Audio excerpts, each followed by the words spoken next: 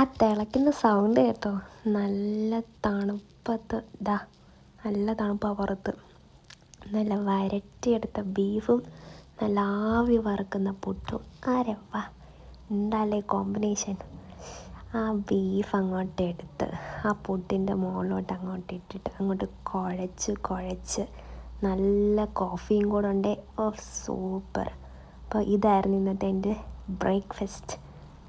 പിന്നെ അത് കഴിഞ്ഞ് ഒന്നും കഴിച്ചില്ല. പിന്നെ വൈകിട്ട് നല്ല ചോറും പയറുകറിയും. അതിൻ്റെ മണ്ടയ്ക്ക് മോരൊഴിച്ച് കഴിക്കുമ്പോഴല്ലോ ഭയങ്കര ഇഷ്ടം. ഇങ്ങനെ മോരൊഴിച്ചിട്ട് ഇങ്ങനെ പയറുകറിയും മോരും അല്ലെ പരിപ്പ് മോരും ഇങ്ങനെ കുഴച്ച് ആ ബീഫ് അങ്ങോട്ട് എടുത്ത് അതെല്ലാം കൂടെ അങ്ങോട്ട് മിക്സ് ചെയ്ത് ബീഫ് അങ്ങോട്ട് എടുത്ത് അങ്ങോട്ട് കുഴച്ചങ്ങോട്ട് കഴിക്കണം. അപ്പോൾ വായിലൊരു ടേസ്റ്റ് ഇടും. എൻ്റെ മോനെ സൂപ്പറാണ്.